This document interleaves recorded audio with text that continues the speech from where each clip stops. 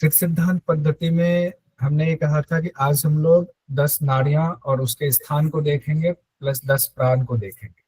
इससे पिछली क्लास में हम लोगों ने देखा था पंचक वाला, जिसमें हम लोगों ने अंतःकरण पंचक देखा था, फिर उसके बाद कुल पंचक देखा था, फिर शक्ति पंचक, व्यक्ति पंचक एक ही होता है उसको देखा था, फिर लास्ट में हम लोगों ने कौन सा देखा था, कौन सा पंचक देखा था लास्ट में? प्रत्यक्षीकरण प्रत्यक्षीकरण पंचक देखा था। ये 5 चीजें थी और 4 तो 20 हो गए। 20 हम लोगों ने देखा था। यानी वो कब आया था? जब नर नारी पिंड रूपी इस शरीर की उत्पत्ति हो जाती है ब्रह्मा भगवान के निकट पर देखने से।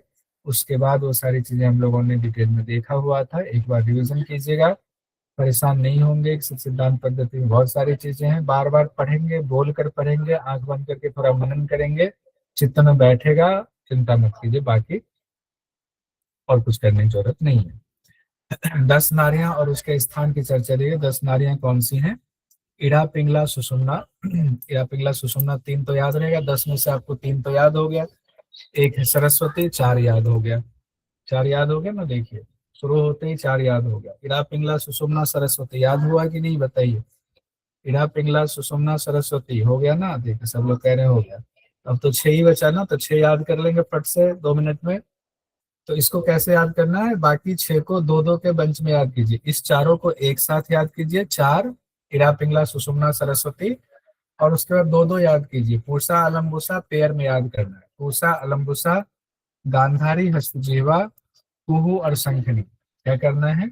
पूषा अलम्बुसा गांधारी हस्तजीवा कुहू और शंखनी, ऐसे याद करना है। याद रहेगा? बोलिए, जैसे मैं बोल रहा हूँ अभी तो आपका माइक बंद है, माइक बंद रखते हुए बोलिए। इड़ा पिंगला सुषुम्ना सरस्वती, इड़ा पिंगला सुषुम्ना सरस्वती। 4 हो गए। इड़ा पिंगला सुषुम्ना सरस्वती। वैसे बहुत जगहों पर ये कंफ्यूजन होती है, सुषुम्ना को सरस्वती कहा जाता है, लेकिन यहाँ सरस्वती को अलग कहा गया है। तो ये कौन सा ग्रंथ पढ़ रहे हैं? सिद्ध सिद्धांत पद्धति। तो यहाँ पर ये वाला कंफ्यूजन थोड़ा सा स्पष्ट करके रखेंगे। फिर आगे क्या है? पूषा अलम्बुसा, पूषा अलम्बुसा, पूषा अलम्बुसा, बाएं आंख दाएं आंख, ऐसे आएगा, बाएं आंख दाएं आंख। गांधारी हस्जीवा, बाया कान दाया कान, बाया कान दाया कान। फिर कुहू और शंखनी, कुहू और शंखनी। अब कुहू गुदाद्वार, शंखनी लिंग द्वार हो गया। कुहू गुदाद्वार, शंखनी लिंग द्वार, ऐसे हम लोग देखेंगे। तो ये आपके सामने ये वाला बाद में लाऊंगा, पहले यही बिना देखे याद कर लीजिए। देखिए आप लोग बताइएगा, इरा, नए लोग बोलिएगा ज्यादा, जो पुराने लोग हैं वो माइक मत खोलिएगा, वो माइक बंद रखे हुए ही बोलिएगा।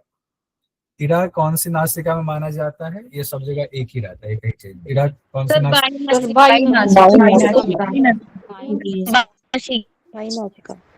तो बाकी उतने ही जोश के साथ बाकी भी बोल। पिंगला वाला लीजिए, 2 याद हो गया आपको। सुषुम्ना दोनों के बीच में, ब्रह्मदंड इसको ब्रह्मदंड मतलब दोनों के बीच में, जो जिसको सुषुम्ना नाड़ी हम लोग कहते हैं, यहाँ पर नाम लिया गया है, उसको ब्रह्मदंड कहा गया। सुषुम्ना को ब्रह्मदंड कहा गया। ठीक है। अब हम लोग आते हैं सरस्वती पर। सरस्वती कहते हैं ना, उनके जिह्वा पे ना सरस्वती का वास है। तो सरस्वती कहाँ होगे? मुख में। कहाँ होगे? मुख में। ये 4 तो हम लोगों ने ऐसे याद करना है, बहुत सिंपल है। पहले 3 तो पहले से याद है, सरस्वती मुख में, 1 याद हो गया। ठीक है, सरस्वती जी मुख में वास करते हैं। ठीक है। अब कहा पूषा और अलम्बुसा, पूषा अलम्बुसा। पूषा अलम्बुसा अभी मैंने क्या कहा? बाया दाया, दाई आंख दाई आंख, बाई आंख दाई आंख, बाया दाया तो अच्छा बोला आपने, लेकिन बाई आंख दाई आंख बोलते हैं। बाया दाया आंख, आंख के लिए, आंख के लिए। ठीक है। पूषा अलम्बुसा बाई आंख दाई आंख, पूषा अलम्बुसा बाई आंख दाई आंख। फिर कहा गया है गांधारी और हस्तजीवा, गांधारी और हस्तजीवा, ये क्या हो गया? कान से जुड़ा हुआ, बाया दाया। कान कौन सा? बाया दाया का। बाया दाया का। कौन सा कान? बाया दाया का। ठीक है। अब हम लोग आते हैं कुहू और शंखनी। कुहू और शंखनी, कुहू गुदा द्वार में, शंखनी लिंग द्वार में। यहाँ पर कैसे याद कीजिएगा कुहू शंखनी का? जनरली जब हम नीचे की तरफ जाते हैं तो पहले तो हमारा लिंग होता है और बाद में गुदा होता है, तो लिंग वाला हो गया स्वादिष्ठान चक्र, और बाद में होता है आपका मूलाधार चक्र। यदि मूलाधार सब चक्र सबसे नीचे होता है, उसके ऊपर होता है आपका कौन सा स्वादिष्ठान चक्र होता है। अब इसमें नाम हम याद कर रहे हैं कुहू संखनी, तो इसको उल्टा कर दीजिए, कुहू संखनी को उल्टा कर दीजिए, कुहू को नीचे कर दिया, संखनी ऊपर कर दीजिए, कुहू नीचे संखनी ऊपर, तो कुहू नीचे मतलब गुदा द्वार से जुड़ा हुआ हो जाएगा, संखनी को ऊपर, यहाँ उल्टा। ऐसे मैंने तो ऐसे याद किया हुआ, अगर आपके पास आप डायरेक्ट याद हो जाता है बहुत बढ़िया, अगर आपको जरूरत नहीं पड़ती कोई और निमोनिक है तो वो भी बढ़िया, कोई दिक्कत नहीं है, अपने हिसाब से। आइए हम लोग इसको छोड़ते हैं, आगे बढ़ते हैं। हाँ अब देखिए यही उसी चीज को हमने यहाँ लिखा हुआ, इसकी जरूरत पड़ी नहीं, आपने ऐसे ही याद कर लिया। बाई आंख दाई आंख, बाया कान दाहिना कान, गुदा द्वार लिंग द्वार, ये हो गया क्लियर। अब हम लोग क्लियर हो गया ना, इसमें तो नहीं रुकने की जरूरत है, खामगा समय नहीं बर्बाद करना। अभी एक बार और लास्ट में पूछ लेंगे, हो जाएगा। पूसा आलम पूसा, गांधारी हस्तजीवा, हस्तजीविका भी कहते हैं, गांधारी हस्तजीवा, बस ये सीक्वेंस दोनों का, दोनों पेयर याद रखना, पेयर याद रहेगा तो हो जाएगा, कुहू संखनी ऐसे पेयर याद रखना। अब 10 वायु स्थान और उसके कार्य को हम लोग देखते हैं। 10 वायु में हो गया, 10 वायु भी तो किसी को दिक्कत नहीं है, प्राण अपान समान व्यान उदान, 10 वायु, ये तो 5 प्राण और 5 उप प्राण, ये भी आप लोग ऐसे पढ़ते हुए आ रहे होंगे, इसमें भी समय बर्बाद नहीं करते हैं, सीक्वेंस से ही है, प्राण अपान समान व्यान उदान, नाग पूर्ण कृकल देवदत्त धनंजय, 10 हो गया।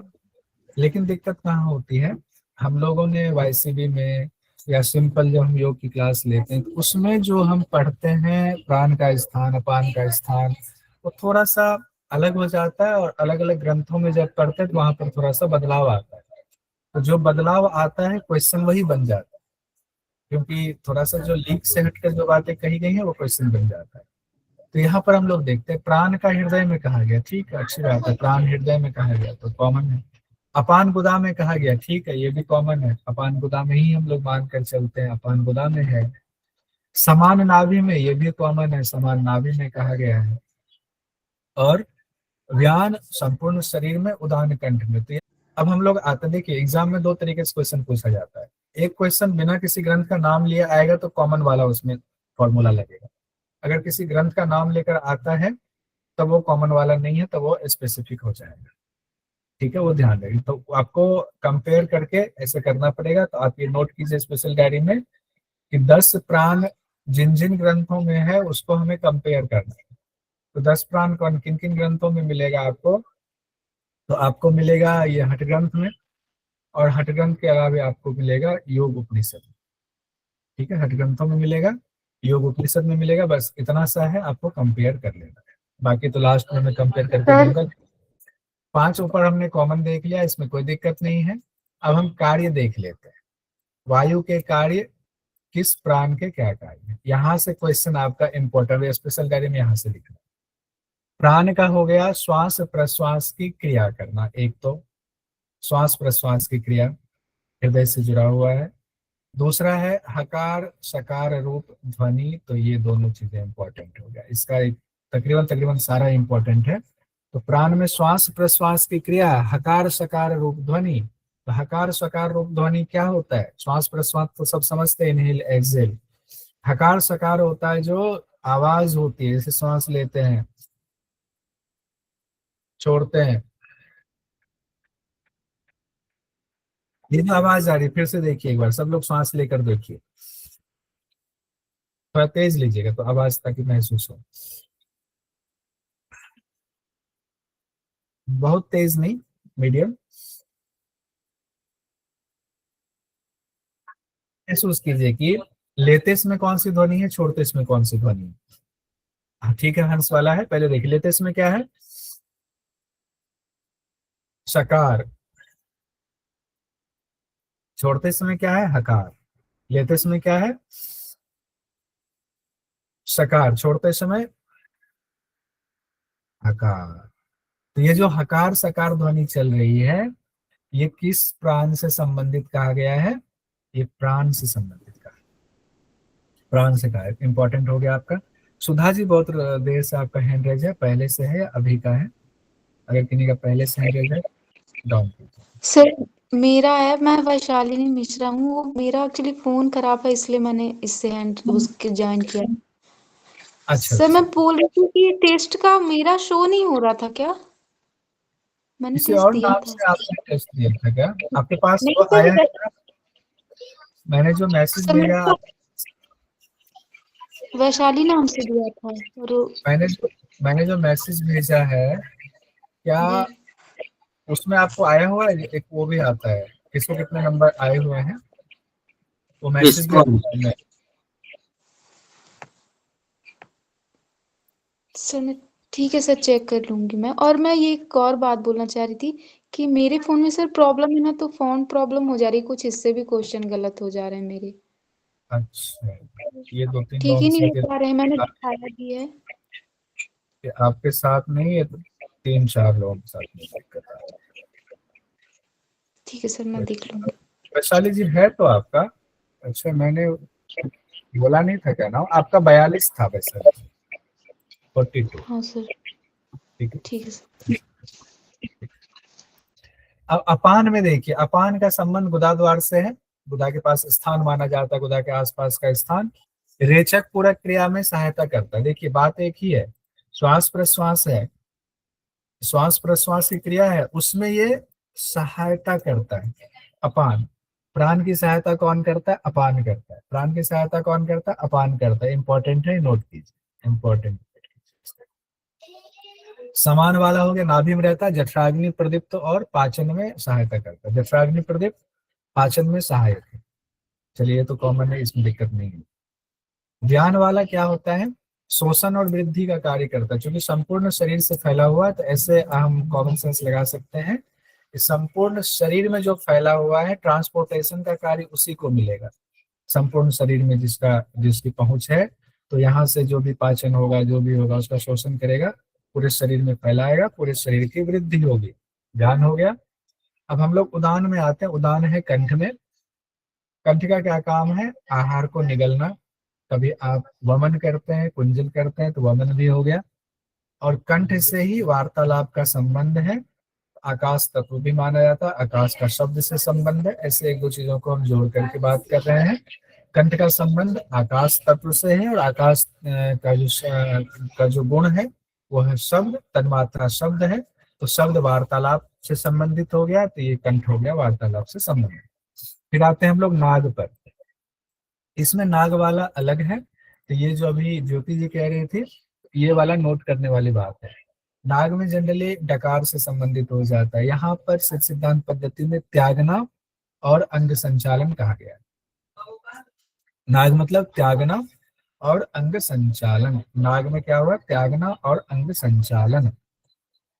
अब देखिए इसमें, अब नाग यहाँ से सिद्धांत से याद रखेंगे, नाग मतलब अगर कुंडलिनी मान लिया जाए, थोड़ी देर के लिए निमोनिक के लिए सेट कर दें कि नाग कुंडलिनी है, तो नाग जब तक अपना रास्ता नहीं त्यागेगी, वो नींद नहीं त्यागेगी, तब तक प्राणवायु का संचालन सुषुम्ना में नहीं होगा। ऐसे कुछ बिठा लिया तो मैंने ऐसे बोला। उसके बाद कुर्म में आते हैं। कुर्म में कंपन और नेत्र उन्मीलन कहा गया है। कुर्म का कंपन, क से कुर्म, क से कंपन, नेत्र उन्मीलन तो जनरली इसमें आता ही है। क्रिकल मतलब, अब इसको हमने हर बार कहता हूँ, क्रिकल मतलब कुकर मान ली, कुकर भूख प्यास हो गया। क्रिकल कुकर भूख प्यास, कुकर से संबंध भूख प्यास। भूख लगी, कुकर में चावल दाल डालेंगे और सीटी लगाएंगे, पक जाएगा, भोजन कर लेंगे। तो ये तो नहीं भूलेंगे। लेकिन डकार वाला है, ये आपको इम्पोर्टेंट नोट करना। क्रिकल में डकार नोट कीजिए सिद्ध सिद्धांत पद्धति के अकॉर्डिंग। ये क्रिकल डकार नोट करेंगे तो क्या नोट करेंगे? सिद्ध सिद्धांत पद्धति के अकॉर्डिंग क्रिकल से डकार का। देवदत्त बेचारे हर जगह जम्हाई लेते रहते हैं, तो इनको छोड़ दीजिए, देवदत्त जम्हाई लेते हैं। अब ये इसमें दिक्कत नहीं होगी। धनंजय, धनंजय में जो कॉमन हम लोग जानते हैं, धनंजय प्राण मृत्यु के बाद भी कुछ समय तक शरीर में रहती है, ये हम लोग जानते हैं। अब यहाँ पर कहा गया है अनाहत नाद का संबंध है धनंजय प्राण से। धनंजय का संबंध किससे है? अनाहत नाद से। तो ये हो गया इंपॉर्टेंट, इसको नोट कीजिए स्पेशल डायरी में। अब जो ये 10 प्राण हम लोगों ने देखा, हाँ अक्षय जी। सर यहाँ से क्वेश्चन कैसे बनता है? यहाँ से क्वेश्चन ऐसे बनेगा, बहुत सुंदर सवाल। क्वेश्चन ऐसे बन सकता है, सिद्ध सिद्धांत पद्धति के अनुसार धनंजय प्राण के कार्य हैं या धनंजय प्राण का संबंध निम्न में से किनसे है। अब वहां पर आपको कंफ्यूज करने के लिए दे देगा कि धनंजय प्राण चेतना से संबंधित है, अनाहत नाद से संबंधित है, मृत्यु के कुछ देर बाद भी शरीर में रहती है। ऐसे 4 ऑप्शन दे दिया तो हम लोग क्या कंफ्यूजन में करके आएंगे, मृत्यु के बाद भी शरीर में रहती है, जनरली जो कॉमन हमने पढ़ा हुआ है यही करके आएंगे सब लोग। लेकिन चूंकि सवाल में सिद्ध सिद्धांत पद्धति के अनुसार दिया हुआ है तब वहां पर हमें अनाहत नाद करना, सही आंसर वो हो जाएगा। ऐसे क्वेश्चन आए, ठीक है। अच्छा जी, अब देखिए ऊपर तो क्या हुआ था, नर नारी रूप पिंड की उत्पत्ति हुई थी, उसमें बहुत सारी चीजें, पंचक जो है 4 हम लोगों ने देखा, 4 पंचक। फिर से बोल रहा हूँ, 4 पंचक सीक्वेंस में कोई बता सकते हैं एड्रेस कीजिए। चलिए मैं बोलूंगा तो मेरा याद होगा, आपका नहीं। प्रियंका जी बताइए सबसे पहले एड्रेस। सर अंतकरण पंचक, फिर उसके बाद कुल पंचक, फिर शक्ति पंचक या व्यक्ति पंचक भी उसको बोल देते हैं, और फिर उसके बाद प्रत्यक्षीकरण पंचक। बहुत सुंदर, बहुत बढ़िया। ज्योति जी फिर पूजा रानी जी बोलिए, बस 3 है, बाकी लोग पीछे पीछे बोलिएगा, माइक बंद रखिए। हाँ सैनी के नाम बोलना फिर से। नहीं नहीं नहीं, बस ये बोले एक सीक्वेंस बोल दीजिए, मैं सीक्वेंस कई बार पूछा जाता है, अब शायद वो हुआ है। अंतःकरण पंचक, कुल पंचक, व्यक्ति शक्ति पंचक और प्रत्यक्षीकरण पंचक। पूजा पूजा जी। जी सर, हरिओम सर। अंतःकरण पंचक, कुल पंचक, शक्ति या व्यक्ति पंचक और प्रत्यक्षकरण पंचक। प्रत्यक्षीकरण पंचक, ठीक है। अब नहीं लेंगे किन्हीं से, ठीक है। अब वहां तक ये हमने देख लिया था, उसके बाद अब बन तो गया, अब ब्रह्मा भगवान ने उसमें डाल दिया, सारा सॉफ्टवेयर डाल दिया, सॉफ्टवेयर भी चला गया। अब उसमें करंट डालना है, सॉफ्टवेयर वॉफ्टवेयर सब डल गया, ठीक एकदम तैयार है कंप्यूटर, कंप्यूटर तैयार करके आपके सामने रख दिया, ले लीजिए। अब जब घर पर कंप्यूटर लाते हैं, खोलते ही चलता है क्या? नहीं, उसमें क्या करते हैं, बिजली का करंट फिर से प्रवाहित करना पड़ता है। तो अब ये जो 10 वायु है ये वही बिजली का करंट है, इसलिए नीचे कहा गया है इन 10 वायु के संसर्ग से नर नारी पिंड की उत्पत्ति मानी जाती। क्यों मानी जाती है?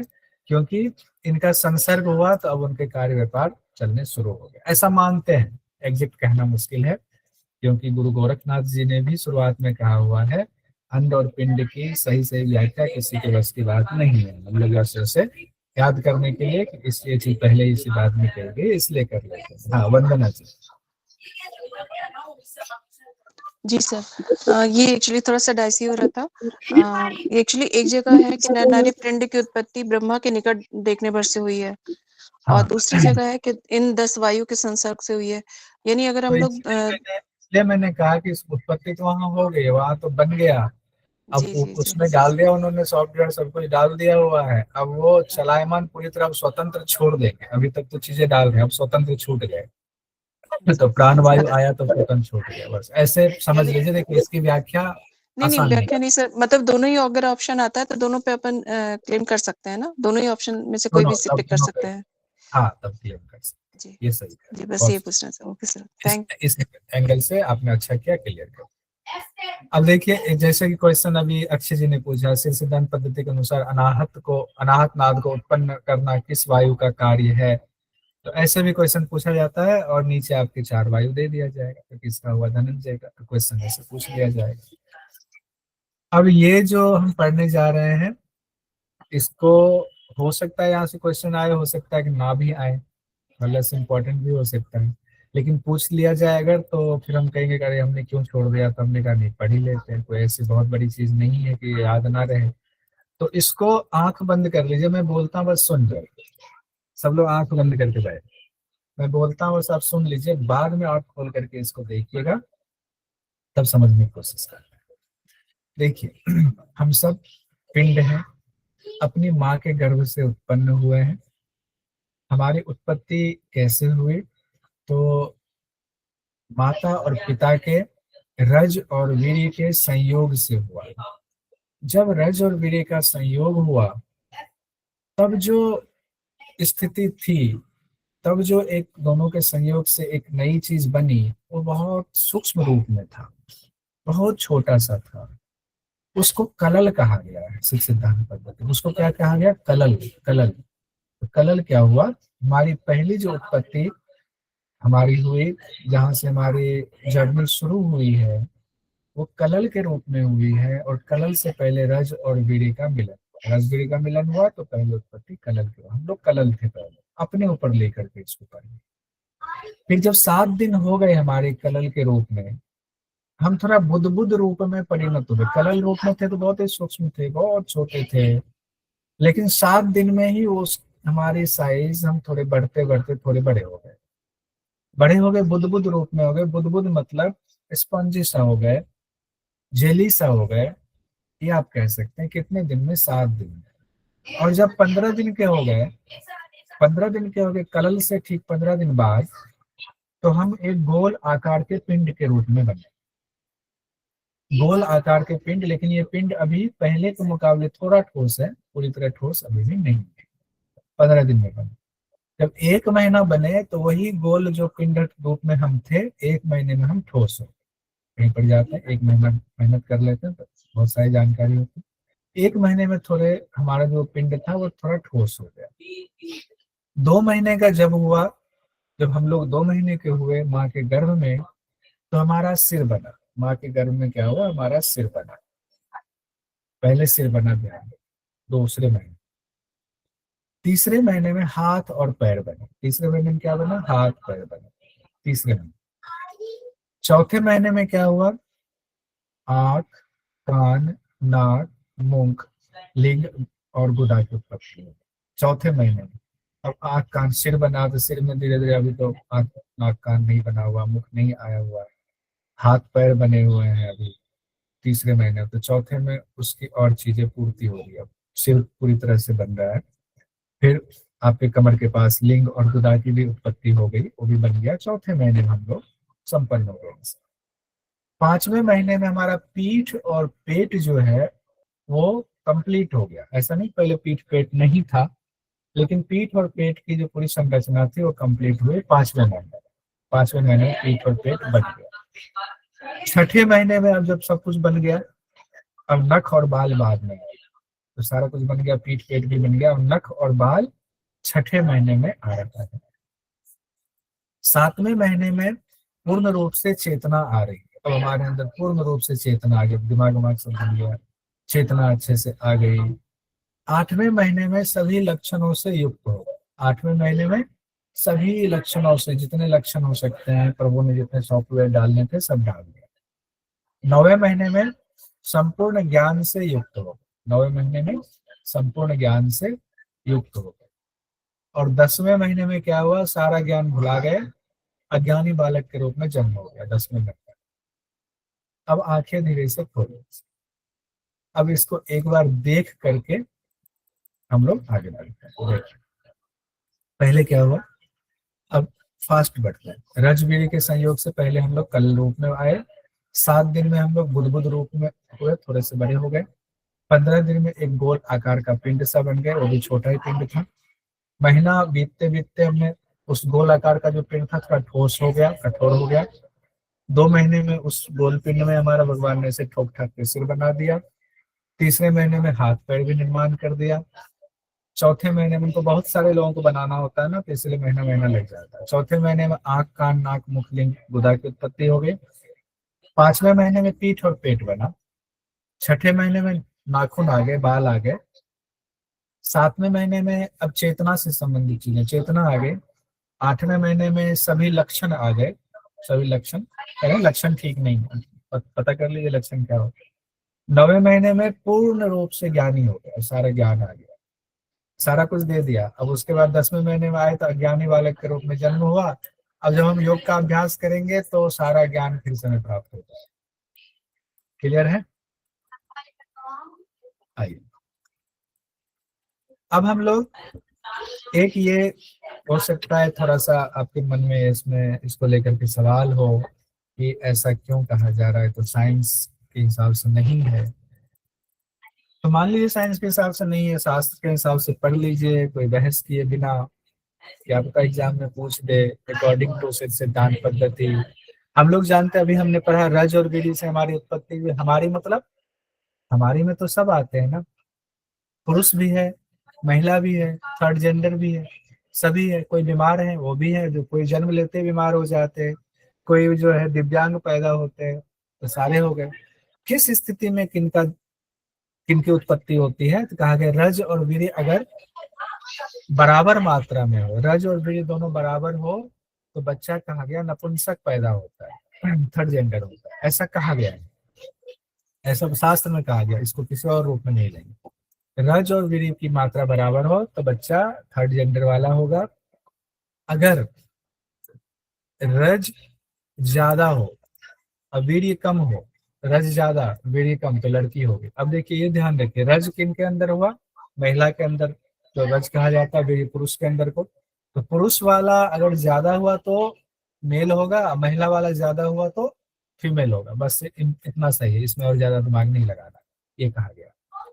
अब संसर्ग के दौरान अगर दोनों परेशान हैं, महिला पुरुष दोनों युगल चिंतित हैं, व्याकुल है, तनाव में है भीषण, तो बच्चे पर उसका सीधा असर पड़ता है। कहा गया बच्चा अंधा हो सकता है, कुबड़ा हो सकता है, बौना हो सकता है, लंगड़ा हो सकता है, कोई अंगहीन पैदा हो सकता है, ऐसा कहा। मिलन के दौरान यदि एक बार से ज्यादा स्खलन हो जाए, डिस्चार्ज हो जाए, तो जुड़वा या 3 बच्चे का जन्म होगा, ऐसा भी कहा। तो इसमें हम लोगों ने 5 चीजें देख ली, और ये इतना मतलब सेटिंग वाला है कि हमें बहुत ज्यादा इसमें दिमाग लगाने की जरूरत नहीं। अगर बराबर है नपुंसक, रज ज्यादा है फीमेल, वीर्य ज्यादा है मेल, परेशानी में संसर्ग हुआ है, बच्चे को कोई बीमारी के साथ पैदा होगा, एक बार से ज्यादा स्खलन हुआ है, जुड़वा या 3 बच्चे होंगे, ऐसा कहा गया, 3 बच्चे का जन्म। ठीक है, अब शिशु का जन्म हो गया, लड़का हो गया, लड़का या लड़की, वो सारा कुछ हमने देख लिया अकॉर्डिंग टू सिद्धांत पद्धति। अब वो जो शिशु पैदा हुआ है उसका जो शरीर है, उसके शरीर में वीर्य भी है। एक बात ध्यान रखिए, वीर्य है उसके शरीर में, ऐसा नहीं है कि अब वो जब बड़ा होगा तब जाकर के वीर्य की है का मतलब है कि वीर्य का सूक्ष्म रूप में मौजूद है। जैसे एक लड़की पैदा होती है तो पैदा होते ही उसके अंदर अंडाणु होते हैं सूक्ष्म रूप में से, यानी अपने माँ से अंडाणु लेकर पैदा होती है।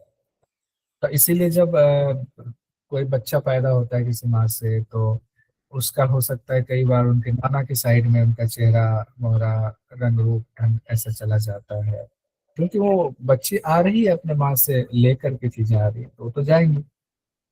तो वीर्य भी है, रक्त तो है ही, मेद भी है, पित्त भी है, कफ भी है, वात भी है, हड्डियां भी है, रोम छिद्र भी है, तो कितने कितने हैं ये देखिए। हो सकता है यहाँ से क्वेश्चन पूछते, हो सकता है ना भी पूछे, इंटरेस्टिंग है, जान लेने में कोई हर्ज नहीं है। वीर्य इंटरेस्टिंग है ना, वीर्य वीर्य कैसे हो जाए, छोटा शिशु में कैसे हो जाएगा, लेकिन कहा गया 3.5 पल कहा गया वीर्य होता है, 3.5 पल। एक पल 64 ग्राम का होता है, देखिए सूक्ष्म की जगह तो 3.5 पल कहा जा रहा है, लेकिन बाकी बॉडी के बाकी पार्ट के मुकाबले कम ही है। रक्त कहा जा रहा है 20 पल, रक्त क्या कहा जा रहा है, 20 पल कहा जा रहा है। मेद कहा जा रहा है 12 पल, मेद कितना हुआ, 12 पल। पित्त कितना हुआ, 10 पल। वात और कफ 20-20 पल कहा गया, वात और कफ 20-20 पल। तो आप हम लोग कैसे याद करते हैं, वात पित्त कफ, तो वात पित्त कफ, तो वात और कफ के बीच में पित्त आता है, तो 20 ऊपर 20 नीचे 10 बीच में, वात पित्त कफ में ऐसे याद कर लीजिएगा, ऊपर 20 नीचे 20 बीच में 10 हो गया, तो वात पित्त कफ ऐसे हो गया, ये कुछ याद रहेगा। पल पल हो गया, मेद हो गया 12 पल का, ठीक है, रक्त हो गया 20 पल का। अब आते हैं हड्डियां, हड्डियां बच्चों में ऐसे भी ज्यादा हड्डियां होती है, बाद में डिफ्यूज होती हैं, तो हड्डियां 360 हड्डियां सिर्फ सिद्धांत पद्धति में कहा गया। यहाँ से क्वेश्चन पूछने की गुंजाइश ज्यादा है, क्योंकि हर बार कितना क्वेश्चन रिपीट होगा, कुछ नया क्वेश्चन तो आएगा। तो हड्डियां कितनी होती, 360 हड्डियां कही गई हैं बच्चों में, शिशु में। रोम छिद्र कितने होते हैं, 3.5 करोड़ के आसपास रोम छिद्र। चलिए आगे बढ़ते हैं। अच्छा ये देख लीजिए, एक क्वेश्चन ये देख लीजिए, नेट में ये क्वेश्चन पूछा गया था, निम्नलिखित में से कौन सी नारी 10 प्रमुख नारियों में शामिल नहीं है। अभी हम लोगों ने 10 नारी पढ़ा ना, किन्हीं को याद है 10 नारी, बता सकते हैं। अब हम लोग पूछने वाला कार्यक्रम करते हैं, हैंड रेज कर लीजिए, और 10 नारी सीक्वेंस में भी पूछ लूंगा, और किसका स्थान क्या है वो भी पता चल जाएगा, तो ठीक रहेगा। ज्योति जी सबसे पहले 10 नाड़ी सीक्वेंस में बता दीजिए। सर प्राण, अपान, समान, व्यान, उदान। 10 नाड़ी नाड़ी नाड़ी। ओके सर, वायु बोल रही थी मैं, sorry sorry. Sir Ida, Pingala, Sushumna, Saraswati, Pusha, Alambusha, Gandhari, Hastijiva, Gandhari, Hastijiva, Kuhu और शंखनी। प्रियंका जी ठीक कहा इन्होंने, आप बताइए जरा। Yes sir. Yes sir. Priyanka ji आप बता दीजिए, शुरुआत के 4 बता दीजिए। सर ईड़ा, पिंगला, सुषुम्ना और सरस्वती। सरस्वती का स्थान कहाँ है? सर मुख में। मुख में, ठीक है। वंदना जी बता दीजिए 4 के बाद छठा सातवां। पूषा, छठा सातवां अलम्बु, नहीं, 5वें नंबर पे पूषा है, 6ठे नंबर पे अलम्बुषा है 5वां छठा, और ठीक है। 7वें नंबर पे गांधारी आ जाएंगे। पूषा अलम्बुषा का स्थान क्या है? पूषा अलम्बुषा बाई आंख, दाई आंख। पता है। वेदन जी बता दीजिए 7वां 8वां। जी सर, 7 7वां 8वां गंधारी हस्तजिया।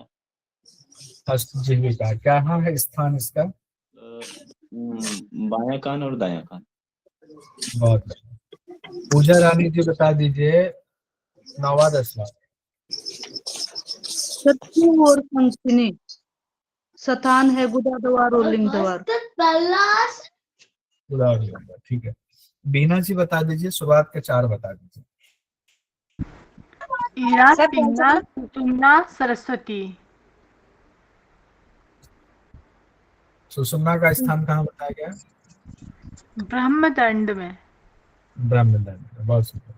स्वाति जी आप बताइएगा, लेकिन उससे पहले आपको बताऊं, आपने बहुत अच्छा गाया था, लेकिन आपके यहाँ दिक्कत क्या हुई पता नहीं क्यों, या तो आपकी आवाज का वाइब्रेशन ज्यादा हुआ, आवाज बहुत कट के आई, मतलब क्लियर हुआ ही नहीं, रिकॉर्ड क्लियर नहीं हुआ। उस दौरान भी आवाज कट गई थी, सब लोग थोड़ा सुन रहे थे थोड़ा नहीं। तो आज एक काम कीजिएगा, रिकॉर्ड करके भेज दीजिएगा, मैं उसमें आपके वीडियो में ऑडियो अलग से लगा दूंगा। Thank you sir. ठीक है। हाँ स्वाति जी बताएंगे, उसके बाद 4 हो गया, 5वां 6ठा 7वां 8वां। पूषा, अलम्बुषा, गांधारी, हस्तिजीवा, बाया कान, दाया कान, बाई आंख, दाई आंख। ठीक है। देखिए एक कोई हम लोग अगर 10 और 10 के स्थान याद कर लेंगे ना, दूसरा याद करने में आसान हो जाएगा, दूसरा जहाँ भी कंपेरिजन टकराएगा। सपना जी बताइए 9वां और 10वां का। सर कुहू और शंकिनी, कुहू का गुदा द्वार और शंकिनी का लिंग द्वार। लिंग द्वार। अच्छा, जितने लोग अभी हैं क्लास में, बहुत सारे लोगों को किताब मिल गई हुई है। स्वाति जी ने एक ध्यान आकृष्ट किया, जो बहुत बड़ी गलती होगी किताब में। पेज नंबर 25 में जैसे बाधक तत्व साधक तत्व पढ़ा है ना, तो हेडर जो बाधक तत्व दिया हुआ है, तो बाधक तत्व पहले है, बाद में साधक तत्व होना चाहिए, तो उसमें भी हेडर बाधक तत्व ही डल गया है।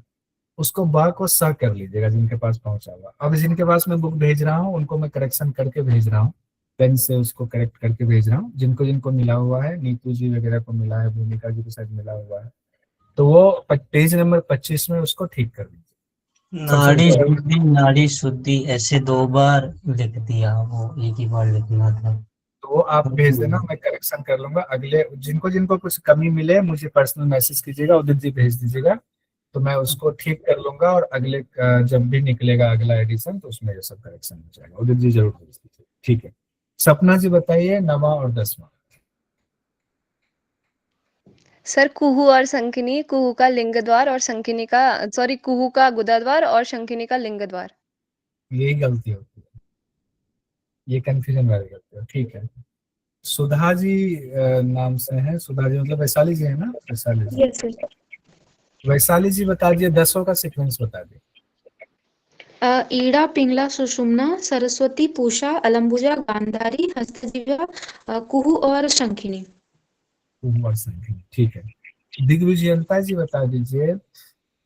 जी आप भी बता दिए 10 जी सीक्वेंस। सर। ईड़ा पिंगला सुषुम्ना सरस्वती पूषा अलम्ब पूषा गांधारी हस्तजीवा एक सेकंड रुकिए, पहले नाम अगर गलती आया, पूषा के बाद क्या बोला? अलम्बुषा। हाँ, अलम्बुषा। मैंने अलम्बुषा बोल दिया था। कोई बात हाँ। नहीं, यही तो हम लोग ये क्लास का मकसद ये है ना, यहीं पर सब करेक्शन हो जाए, बाद में बाहर जाएंगे तो हमारे करेक्शन के साथ जाएंगे। हाँ।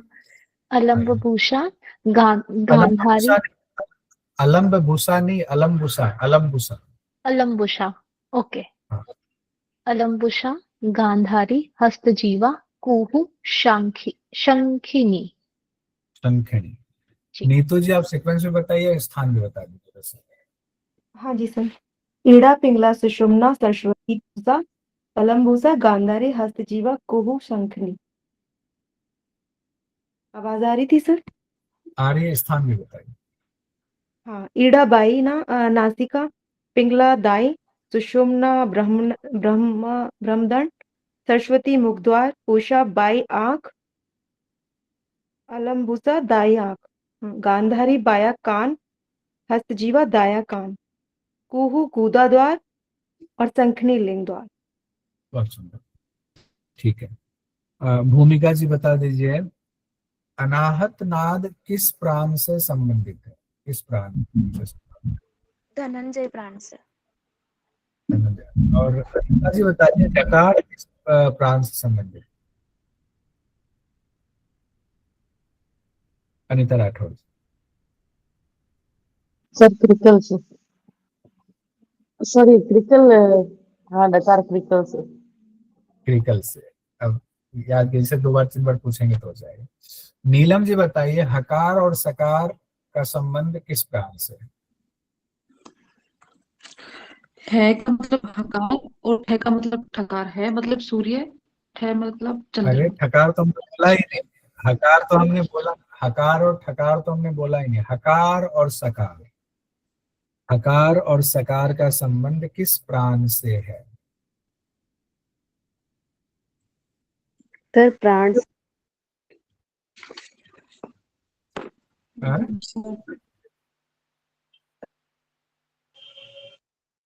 अभी आप क्लास में थे ना?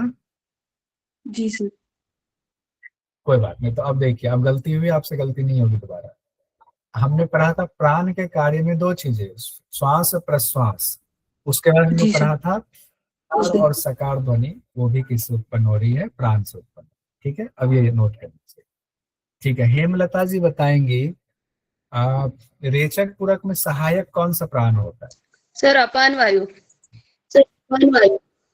अरे वाह, क्या बात। सयाली जी बताएंगे, पूरे शरीर में पुष्टि और वृद्धि में कौन सहायक है?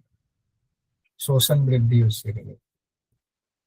पूरे शरीर में शोषण और वृद्धि में कौन सा प्राण सहायक है? व्यान वायु। दिग्विजयंता जी बताएंगे, बोलने में, निगलने में, वमन करने में कौन सा प्राण सहायक है? बोलने में उदान। उदान। उदान, ठीक है। ज्योति विषण जी बताएंगे, जम्हाई कौन लेता है? देवदत्त। मतलब कहने में तो पूछा मैंने अलग तरीके से। ठीक है, पूजा रानी जी आपका हो गया था ना पूरा 10 के 10 वो नारी का? जी सर। ठीक है, स्वाति डोंगी जी का फिर से हैंड रेज करें। वेदन जी का हो गया था 10 के 10 प्राण, 10 के 10 उसका नाड़ी का सीक्वेंस। जी सर। हो गया था। सुरुचि जी बता दीजिए, 10 के 10 सीक्वेंस बता दीजिए, नाड़ियों का सीक्वेंस बता दीजिए। ईड़ा पिंगला सुषुम्ना सरस्वती पुष्पा अल्पुष्पा गंधारी हस्तजीवा कुहू शंखनी। मेरे साथ बोलिए, ईड़ा पिंगला सुषुम्ना सरस्वती। बोलिए मेरे पीछे माइक खोल के। अभी किन से पूछा था? सर मेरे से पूछा था। नहीं नहीं, अभी किन्होंने जवाब दिया था? अरे सर सुरुचि जी थे, लेकिन वो लेफ्ट हो गए लगता है। सुरुचि जी हो आप? हाँ लेफ्ट हो गए सुरुचि जी। सर यहाँ एक सवाल है मेरा, पूछ लूं सर? नहीं अभी एक सेकंड रुकिए। रेशमी जी आइए। रेशमी जी सीक्वेंस बता दीजिए नाड़ी का, उसका वेतन जी पूछ। जी सर। ईड़ा, पिंगला, सुषुम्ना, सरस्वती, पूषा, अलम्बुषा, गांधारी, हस्तजिह्वा, कुहू और संखिनी। ठीक है, रेशमी जी बताइए सीक्वेंस। सर सीक्वेंस अभी मैंने ही बताया। आपने ही बताया था, रेशमी जी ने जी बताया? सर। सर अभी मैंने बताया, फिर दोबारा से आपने रिपीट बताया? करना है? नहीं नहीं सर। नहीं, फिर से। तो उसमें सुरुचि जी से पूछा तो सुरुचि जी ने नहीं बताया? नहीं, वो सुरुचि जी ने बताया था, वो उनका पूषा और अलम्बुषा जो ये शब्द था वो मिस्टेक हो गया था सर, फिर वो लेफ्ट हो गए। अच्छा ठीक है, पूजा पाल जी बताएं। सर ईड़ा, पिंगला, सुषुम्ना, सरस्वती, पूषा, अलम्बुषा, गांधारी, हस्तजीवा, कुहू, शंखनी। संखिनी। वैसे संस्कृत में उसको हस्त जिह्विका भी लिखा हुआ है, हस्ती जिह्विका। तो परेशान जी। नहीं होंगे, अगर आपके क्वेश्चन में आ गया हस्ती जिह्विका तो परेशान कोई भी नहीं होगा।